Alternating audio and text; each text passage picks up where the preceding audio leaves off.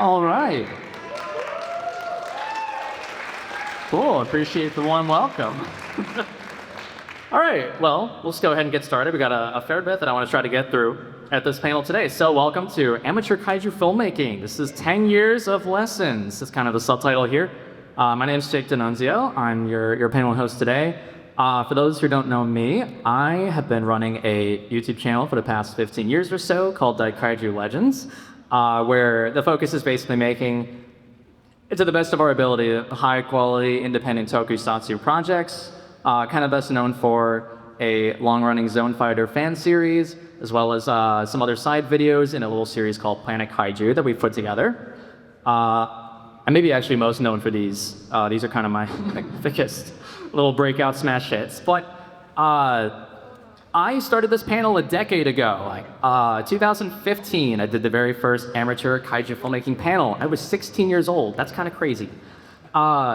So just to give a little introduction, those who might not be familiar, and a little background on me, so that I don't seem like a total hack fraud up here. Since starting this panel, I have become the official judge of the G-Fest video contest, which is cool. I used to enter that myself, and I got to work on an official Ultraman live stream event back in 2021, doing visual effects work. That's kind of mainly what I'm known for, doing visual effects work, compositing, but I've kind of done everything under the sun at this point. I have gotten to create VFX for lots of TV pilots, feature films, short films, and more. Not even just kaiju stuff. This is what I went to school for, is video production. And I've always kind of had a love of spreading knowledge of how to best elevate yourself and the work that you do in the kaiju fandom. I've gotten to create almost 20 episodes of, as I said before, that long-running YouTube series, Zone Fighter. And I've created over 10 and counting visual effects packs for the kaiju filmmaking community to use, different elements like atomic breath or Ghidorah gravity beam, stuff like that that people can download and use in their own fan films. That's me 10 years ago. That's a little 16-year-old dork who thought that he, for some reason, was qualified to host a panel like this. I wasn't, for the record. So the agenda for today, I love the Godzilla filmmaking community, I think, and kaiju filmmaking in general.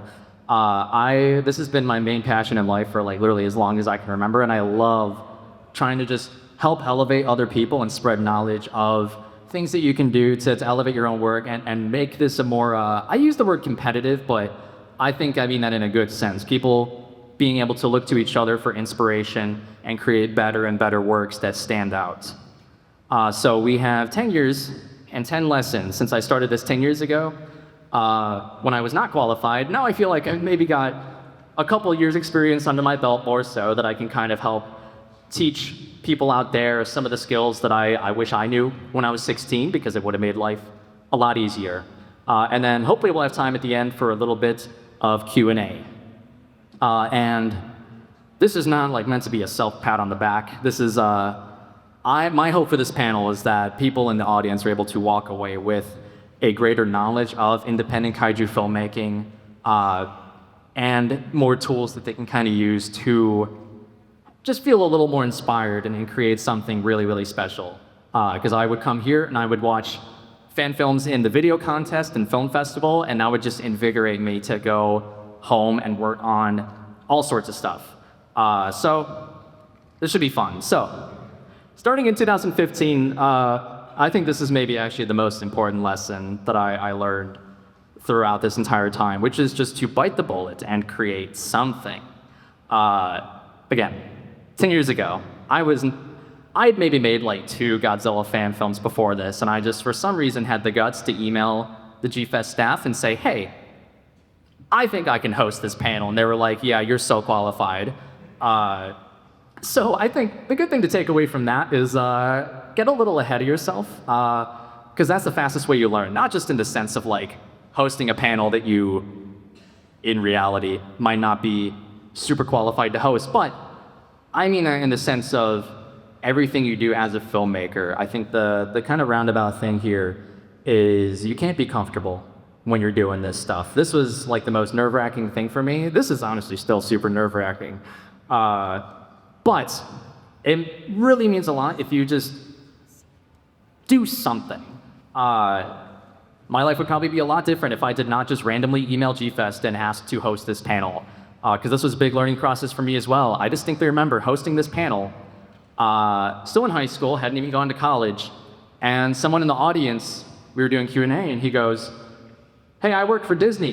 What do you know about this and this and this?" And I was like, "Gulp. I don't know." And it was like very demoralizing, and I felt like a fraud. But it taught me a good lesson of like, hey, I need to learn if I want to actually feel like I belong doing something like this. And so the other main thing is, after spending years and years of just kind of tossing around ideas in my head, I wanted to make something. I was like, I want to do some kind of Ultraman fan series, because that's like the dream. And for years, I was just making stuff on my own, and I never really shared it or posted it, because I just didn't know what I wanted to do. And so I finally was like, okay, let's just put something out there and commit to it. And that was the decision that changed my life forever, was starting this little Zone Fighter fan series. Obviously, it is a fan-made project. It's not something I can really like put out there in film festivals and such, but YouTube, turns out, is a great avenue for learning so much. You get, instant feedback on stuff, and you get people that watch your stuff. You can learn what they enjoy, you learn what they don't enjoy. But the main thing was just finally sitting down and deciding, this is what I want to focus on. This is something I feel passionate about, and finally just deciding to actually commit to it. So then the next year, in 2016, I kind of kept going, and I think the theme here was to just stay focused and keep looking ahead. Don't focus too much on what you made before. And so this was a very long year of consistent production. I was making episode after episode of this little Zone Fighter fan project, and it was very fun. But I tried not to get sidetracked and distracted too much. You can see there's like my video feed from most of that year, and it's just Zone Fighter stuff. And it was very important, I found, to just keep looking ahead. I would spend like every day just kind of daydreaming, thinking about scenes in my head that I wanted to do going forward in this show. And I think that was something very important to learn, is not putting something out there and then being like, oh, this was awful. I want to quit because I just don't think I can. I don't think I can really like do much better than that. Just locking in and kind of focusing down on the future of things. If you have a vision in your head of where you want stuff to be, even if you put something together and it's not really what you're envisioning, that's part of the learning process. You just gotta keep putting stuff together, and it's hard. But this, I think, was the year that doing that started to kind of show the fruits of my labor a little bit, which was very, very humbling. I got to be in the G-Fest Film Festival for the first time. I got in the bottom right corner. I think that's the very first piece of like fan art that one of my projects got, which was like the coolest thing ever. I went home and like showed my mom, and she's like, "That's nice. What's an Eleking?" But yeah, that's the big lesson here. Is I have met a lot of people that just kind of put something together, and they're like, "I just didn't think it was that good, so I didn't keep going with it." But like, if you want to get somewhere, you have to keep doing stuff. Even if it stings a little bit, even if you don't feel totally confident in what you're doing. Then 2017, I think this is a very big thing for me as well that I learned, which is to stop being afraid and share what you love. So, listen, we're all a bunch of nerds here. Obviously, it's a little embarrassing to like be in high school and admit to your friends that after school, instead of like going out and partying or something, you go home and you smash Godzilla toys together on a green screen and post it on YouTube for a couple people to watch. So I did not tell anybody that like this is what I did for the longest time. But by the end of my like senior year of high school, I finally like built up the courage and I started telling people, I think partially because I felt like what I was doing was maybe starting to get to a level where it felt kind of okay to share, like it was kind of decent stuff. But I got very lucky. I got a very amazing circle of friends that I met through doing like theater in high school and stuff. And I bit the bullet and I started asking them, hey, do you want to act in my stuff? Because I'm playing every single role currently, which is not fun. And you know what? They all agreed to it, and we started a second season of that Zone Fighter fan series, which was insanely life-changing. It took, as I said, a lot of courage to actually be able to like present what I do to normal people. And not only that, it was very amazing to have them interested in what I was doing and being willing to be a part of it for really no real payoff. We weren't doing this for like acting credit or anything, or like this is going to be our big break. It was just for the fun of it. And I think the lesson because of that is if you actually love doing this, if you love the art of kaiju filmmaking, if this is what you're passionate about, that it's some intangible quality that can always kind of shine through the work that you do. I don't know what it is. I think there's something in the human brain, they can kind of tell when a work of art like this is just a little disingenuous. So if you really, really love doing this, I think that's already like the most important step that you can be taking, because other people will see that and they will want to be a part of it. You might just need to ask some people if they want to do it, which is a little scary. But I think it's worth doing. And this was a big year as well for pushing myself as a filmmaker to learn lots of new stuff. Again, I was getting kind of comfortable in the cycle of making projects throughout 2015, 16, early 2017. And I realized, well, I'm about to graduate graduate high school and go off to college to study this and hopefully do it as a career. So I need to kind of actually start stepping it up. So I had to kind of start breaking out of my shell more. Instead of doing everything on a green screen, I was like, all right, let's get out there. Let's just go to locations and shoot stuff. Random fields that I had around the neighborhood served as good backdrops to try and composite kaiju stuff into. And you really just need to keep trying new stuff, and eventually you'll kind of get somewhere with that. In 2018, I would say the general idea here that I learned was to set your sights high, and we'll elaborate a little bit on that. So there's a big thing that people will tell you not to do, and it's don't compare yourself to others, which is a very important lesson. But I do think there's a little healthy way that you can go about that, and that's looking at your peers around you and the stuff that inspires you and figure out like what is making them successful. What do people latch onto about their work? How can you draw inspiration from stuff and compare that to the projects that you're doing? Not just looking at someone's thing and being like, oh, this person got 6,000 more views than me on their little Godzilla video or something. Like that's not what really matters. It's like if you want to do this, like what inspires you to keep doing it? And so this is around the time that I started looking at, big Ultraman fan here, I was starting to get to a point where I'm like, can I emulate what Tsuburaya Productions is doing in a visual effects sense? And that picture in the bottom right there was from a video about Ultraman transformation toys that I did back in, I started 2018, I think it got finished the next year a little bit, but a lot of that video was me practicing, trying to one-for-one recreate a lot of these transformation visual effects sequences from the new generation Ultraman shows. So it was a very derivative way to learn that, but I learned so much about compositing and creating digital elements to elevate the stuff that I was doing, and I was able to take those lessons and apply them to stuff that I was doing otherwise. I tried to bring up the scope of what I was doing more. I started introducing CGI planets and backdrops sometimes into scenes with stop-motion kaiju and human actors, just pushing more and more to do different stuff that I hadn't done before. And this was also the year that I started a Patreon for my YouTube channel, and I think the lesson I learned is it's a little okay to ask people for help. I kind of felt like, all right, I don't know if people actually want to support this, but filmmaking is a little expensive sometimes. Especially in a more digital era, you're focusing on every piece of editing software is subscription-based. Every editing plugin is like subscription-based.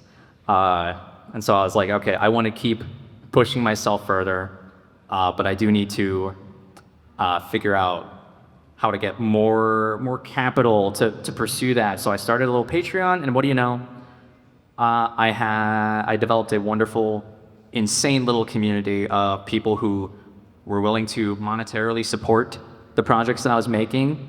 And I think that was only because I was able to push myself a lot early on and be able to kind of prove that, hey, this is something I love doing. This is something I think I'm capable of doing. And now I'm at a point where I want to ask other people for help. And I think that was a huge tipping point for me in realizing that people do like seeing this stuff.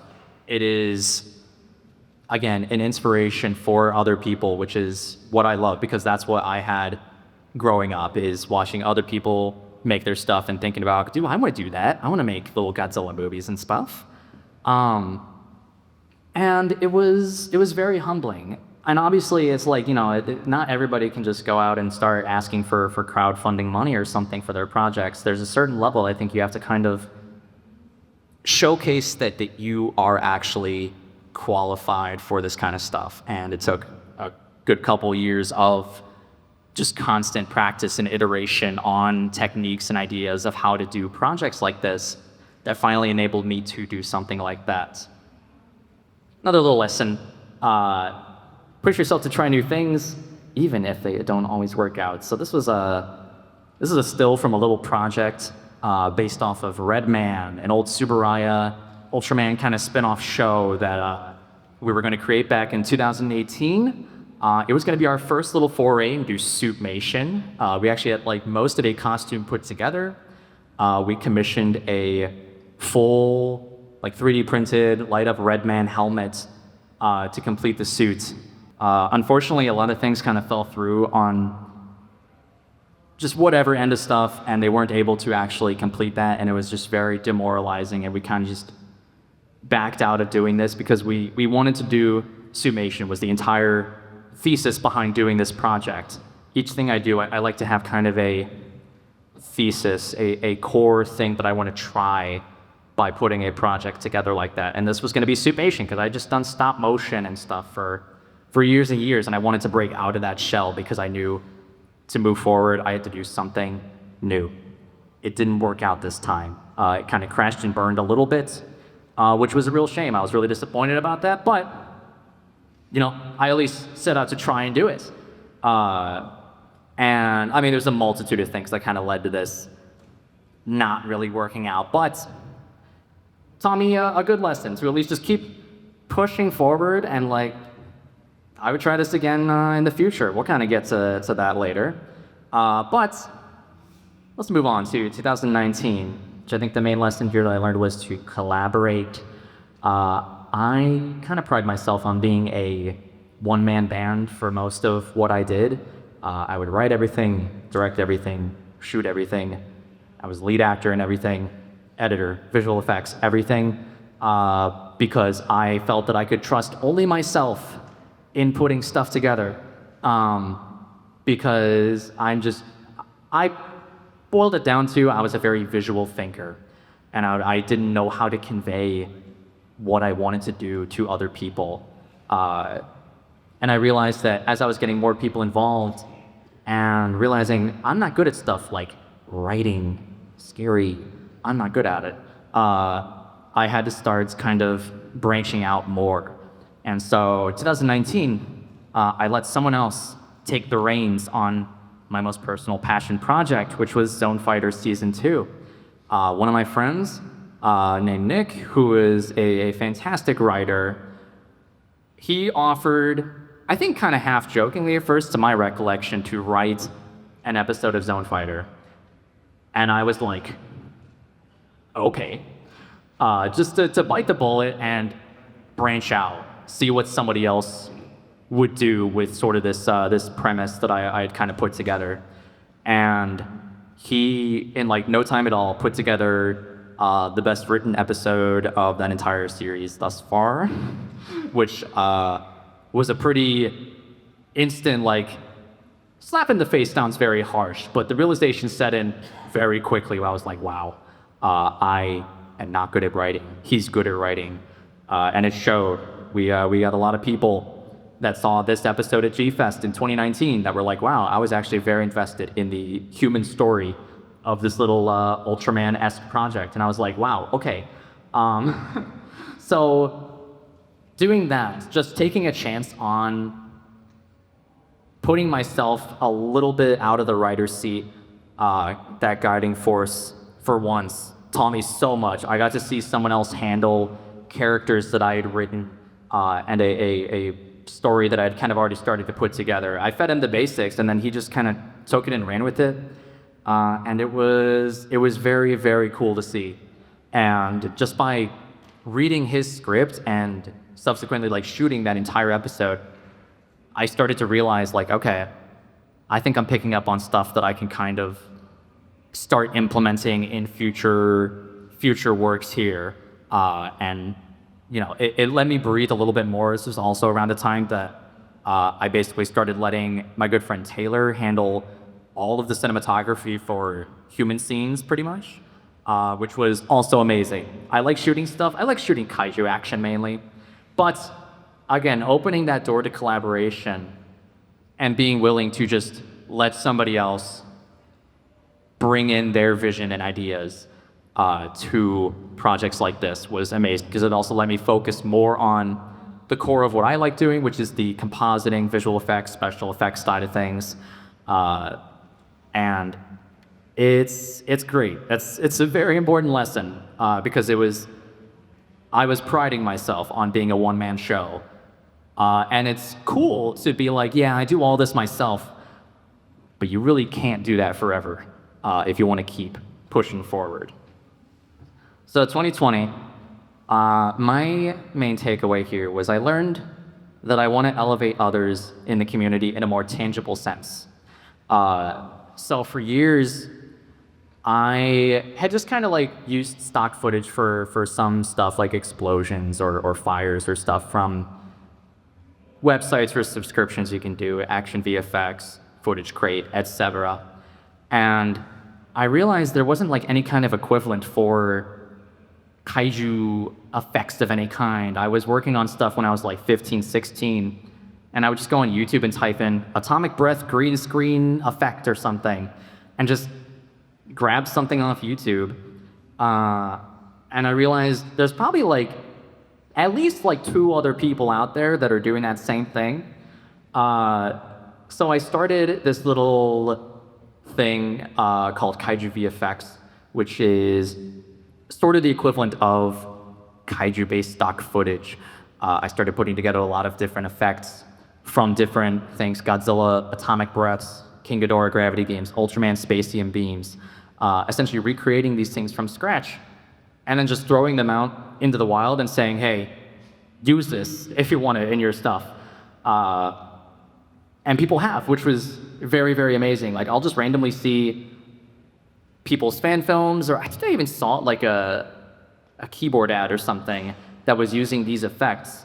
And I was like, wow, okay, that's like, it felt very nice to make an actual real impact on things.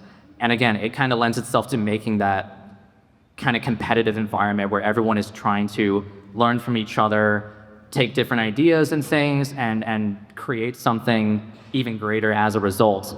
And this was something that I had always wanted pretty much, like growing up. I wanted, like, how do I just drag and drop effects into scenes and stuff? And this is kind of as close as I've gotten. And we've gotten to do a lot so far. It's been nice. And again, seeing it actually being used in people's stuff, including my own. I've actually used these just because it's easy. But it really taught me that you can help people make better things by just putting something out there that they can source from. You know, it's a very competitive type of thing, filmmaking is. And at the same time, it's very important to help elevate others, because again, everyone can learn from each other, and that's how you make bigger and better things. 2021, collaborate 3 times because I learned to collaborate a lot more this year on a lot of different stuff. Rather than just kind of like people that I knew already were kind of close to saying like, hey, if you want to handle the writing on this or if you want to handle camera work on this, I started instead reaching out to fellow artists in the community or even outside of it to put together things that I could never do. Claymation, Tokusatsu suits, art for thumbnails, music, everything. And it was such an important thing to learn because it got me out of my comfort zone and got me more acquainted with a lot of these incredible artists in the community. And it helped me create projects that I never would have been able to like really do the way that I saw in my head otherwise. And it was a lot of fun. Obviously, it's kind of, obviously my whole thing is like I want to fairly compensate artists that I work with and stuff. And I think part of the reason that I was able to start working with a lot of people like this, extremely talented people, like seriously, they're incredible, was because I started working, at this point I was graduated from college and I started working full-time in video production. And instead of being smart with making money from my dream career, I decided I was just gonna funnel that into the passion projects. Let's bring people on board and make it a super collaborative environment. And again, it helped me create stuff that I would never have been able to do otherwise.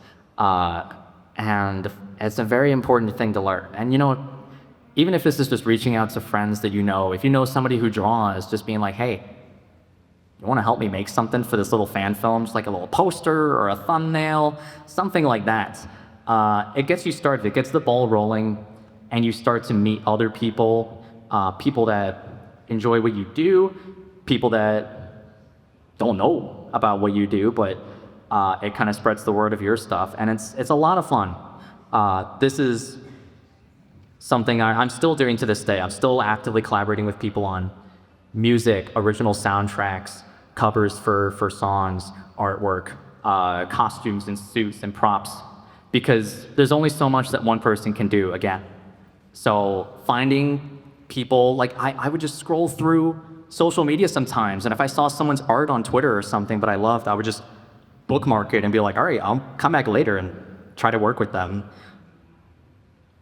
All right, 2022 is a big, important lesson for me.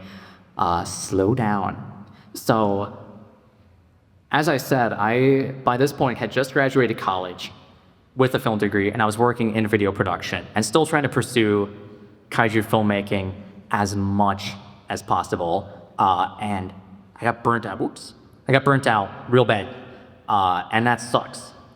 Because what I wound up doing, I would actively bite off more than I can chew. Going back to that, what I said toward the start of this panel, get ahead of yourself, and that's a quick way to learn. But be careful about that is the lesson that I learned, because I bit off a lot. One of these projects on the previous slide, in the bottom middle, this kind of Halloween video with Ultraman Tri-Gear, I set out to do 200 visual effects shots in about 2 weeks to get the video out in time for Halloween. That was rough. I didn't do it. And I learned I need to actually take time a little bit more and not rush through things, even though it's fun and very fulfilling to set a deadline for yourself and be able to meet it. That's an important thing. But it's also important to not lose the love for what you do.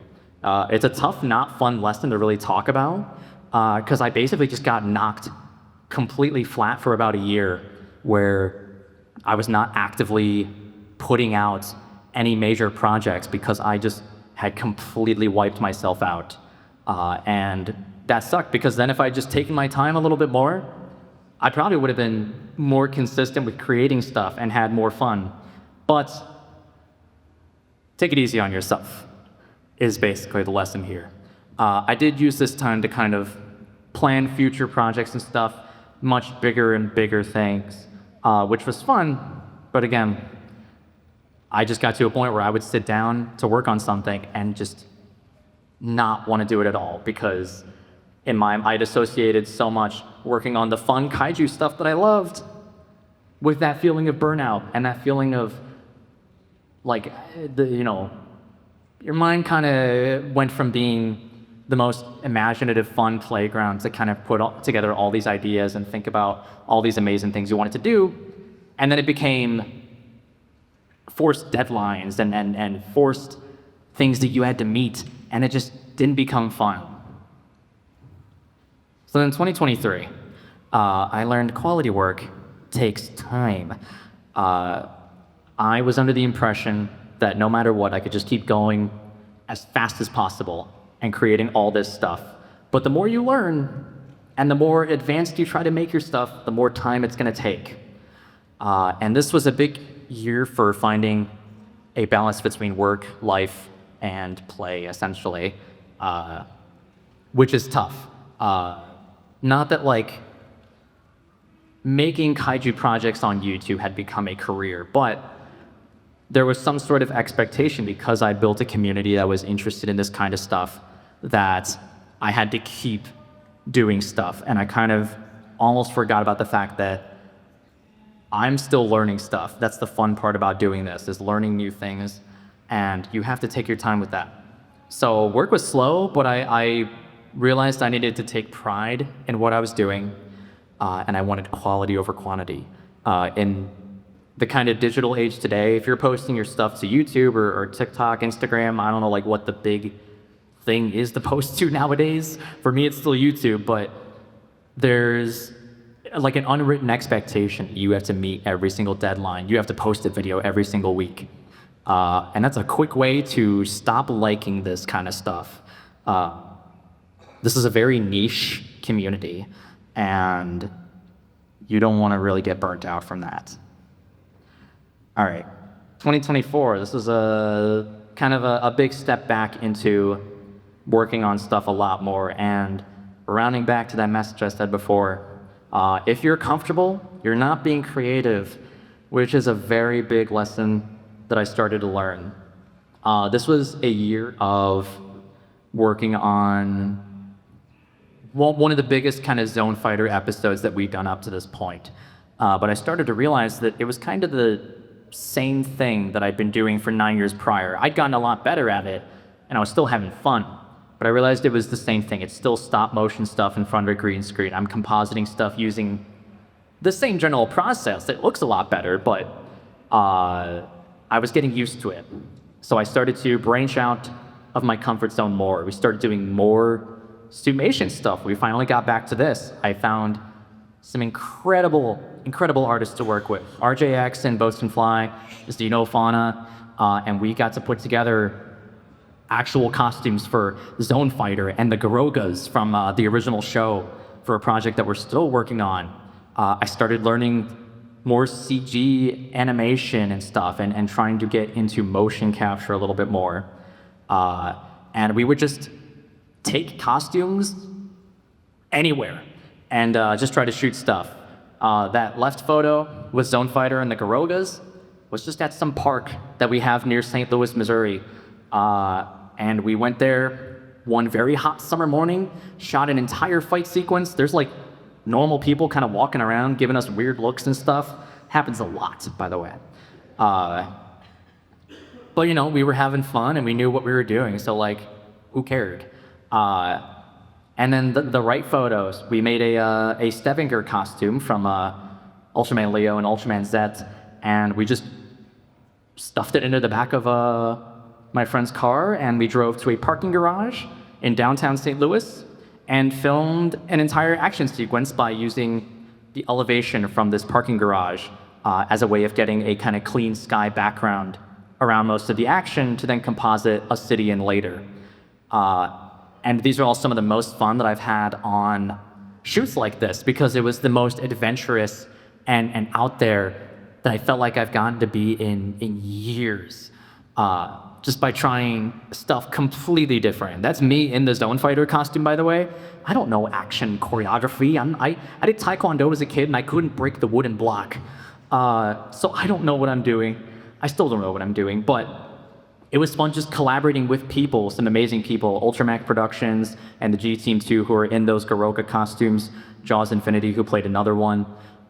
We all just got together in person and came up with an entire action fight scene like a day or two before we filmed, and put this whole thing together. And there's still a lot of work ahead of us on that, but it reinvigorated me so much. And I remembered why I love doing kaiju filmmaking, because there's always something new to learn. It's fun to take cues from other things you've seen and bring them into this. Again, it's a very niche filmmaking community. I think it's fun to try new ideas and experiment. But by the end of this year, there's a lot of amazing projects that we started. And again, going back to that Zone Fighter fan project I was working on, I realized I was getting really comfortable with where I was working on that. I kind of knew the ropes. I knew the strokes that I would go through each time I was making an episode. And I realized that it was time for a change. So 2025, we're at this year, and I think I've already learned my lesson here, which is that it's okay to move on to the next thing. So this Zone Fighter fan project has been going on for a decade. And I have, I had the whole plot, everything figured out in my head. I knew exactly what I wanted to do. And we made 10 episodes of the second season, and I kind of realized, if I want to do all the stuff that I want to do, there's going to be like another 10 episodes, and it's taken already like 7 or 8 years to get to this point. And like I said before, that's a fan-made project. I can't really promote that. And I knew I was getting to a point where I could push myself further and break into new kind of territory with stuff.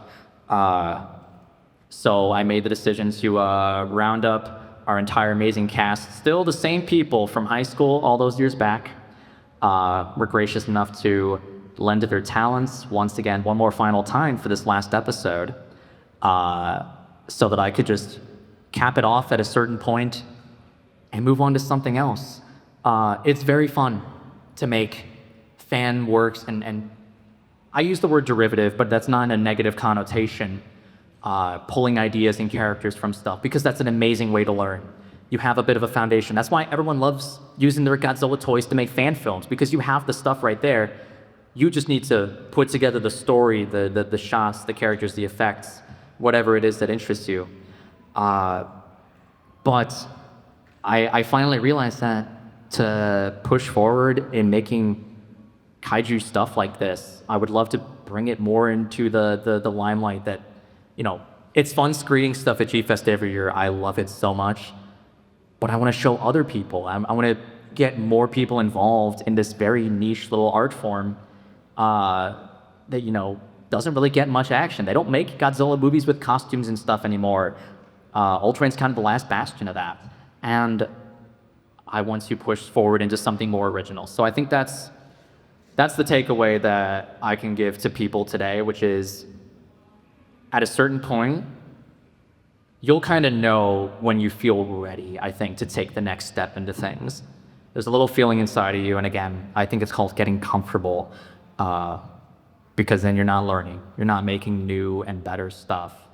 And if you want to just do original stuff off the bat, I think that's insanely cool. I've seen people just do completely original, animated Ultraman style heroes, animated kaiju stuff.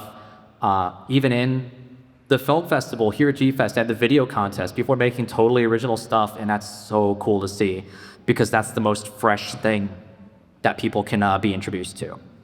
So that was a hard, little lesson to learn, but it's been fun. Anyway, I think at this point now, we have 10-ish minutes left. If we want to do a little Q&A, if people out there have questions at all about making their own little kaiju movies and stuff, I am more than happy to try to answer stuff. Yeah. The do's and don'ts of kaiju filmmaking. I would say the biggest do, I think, is just do stuff. do anything. Keep iterating on stuff, and be intentional with how you're doing stuff. Think about the scale of stuff that you're creating, using lower camera angles and thinking about how you should film that. That's a big thing that you'll see a lot in other kaiju properties, I think, is they don't necessarily shoot things with that scale in mind, and that's such a big thing that kind of helps you out as you're putting stuff together. Don'ts.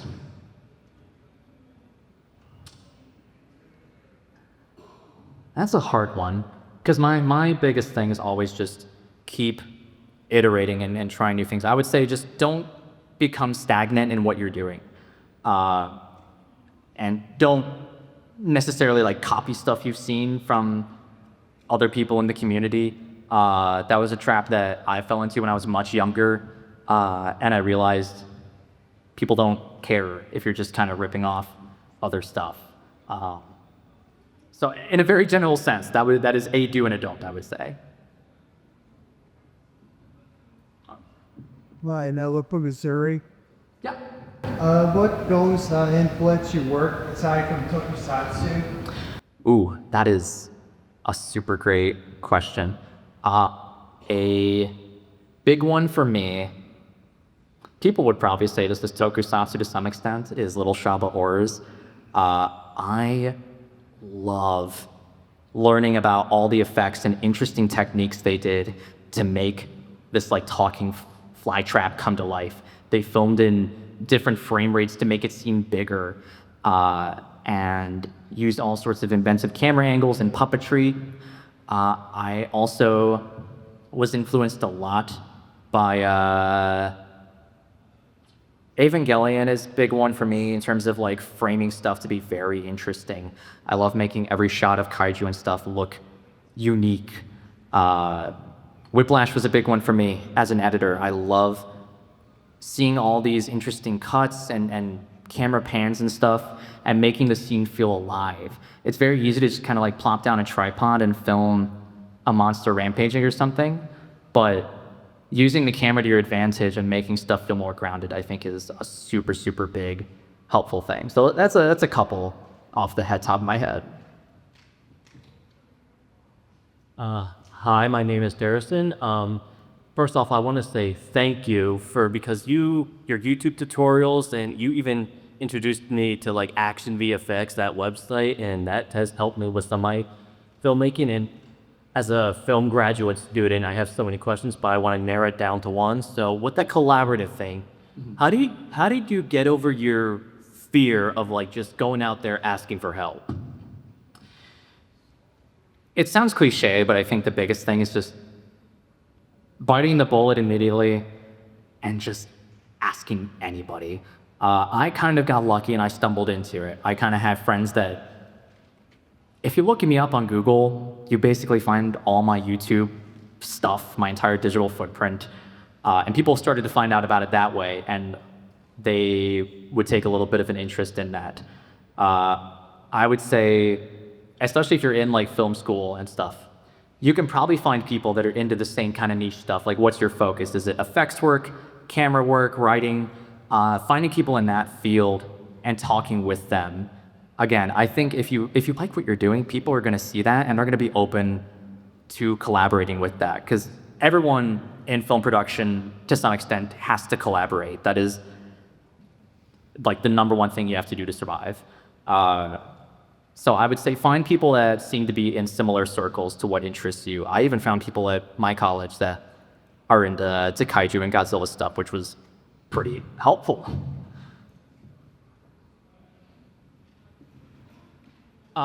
In the whole aspect and different minor parts of filmmaking, what part have you found to be the most calming or relaxing to work on?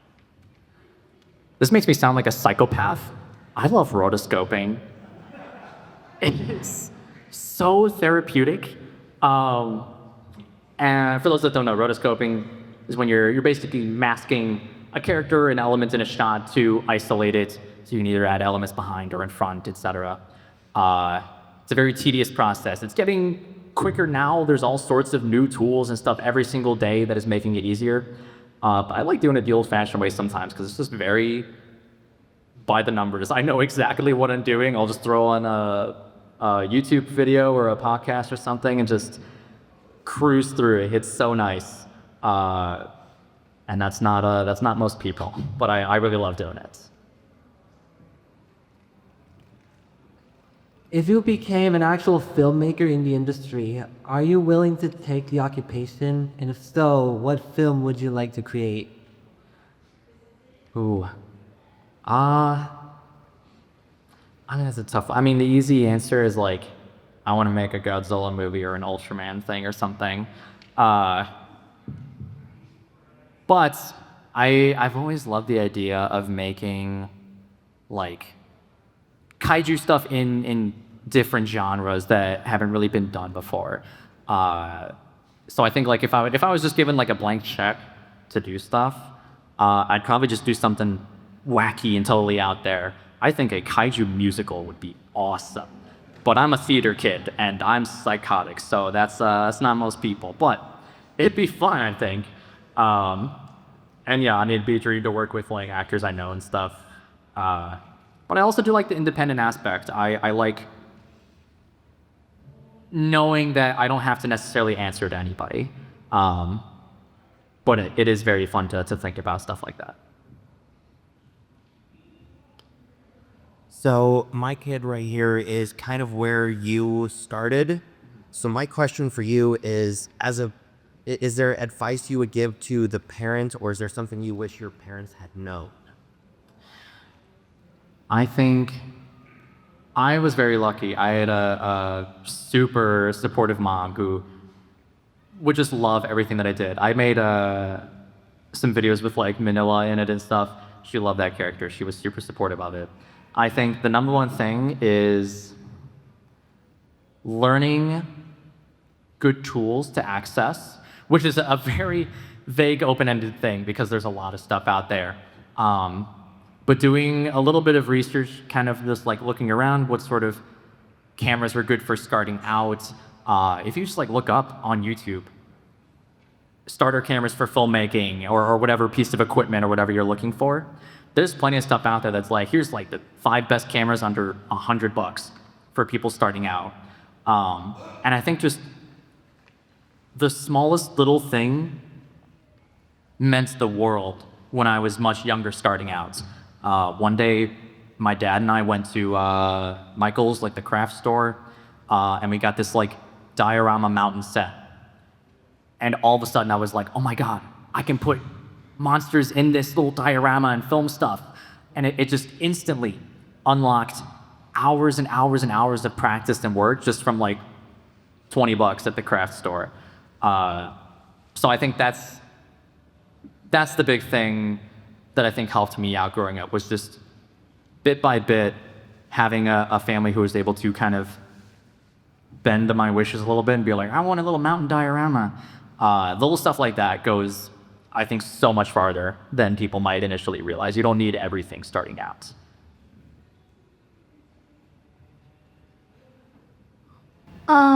If you're starting out, do you think you should immediately go for like the best equipment you could find at your budget, and then for like the rest of the year make low budget stuff? Or do you think you should start out slowly getting into the high budget stuff? I would say start out slow. It's a very easy trap to fall into.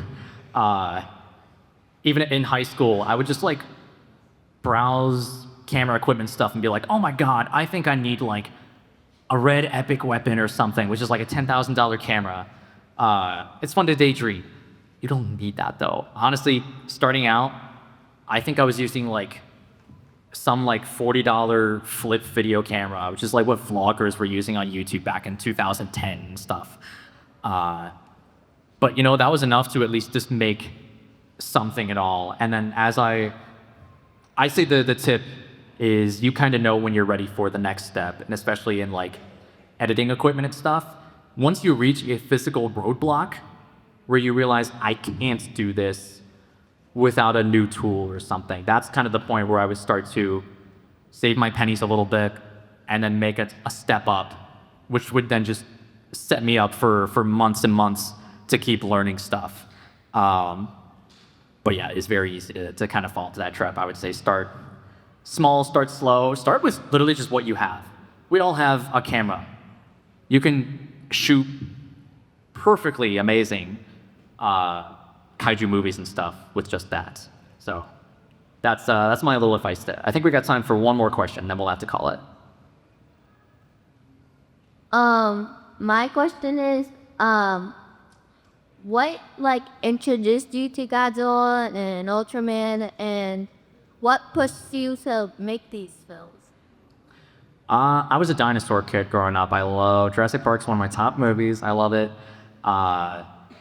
And at some point, I was just introduced to like Godzilla. I think it was actually at Disney World. Epcot used to have a Japan store where they sold Godzilla stuff.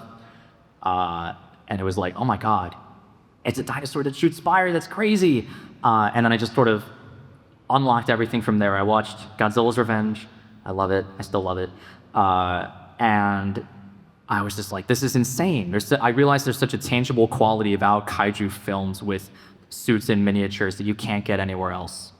And that kind of drove me to making my own stuff about it. I was just like, how do I do that?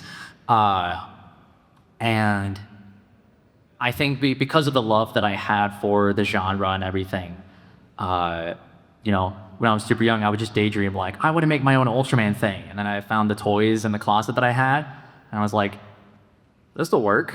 It's close enough.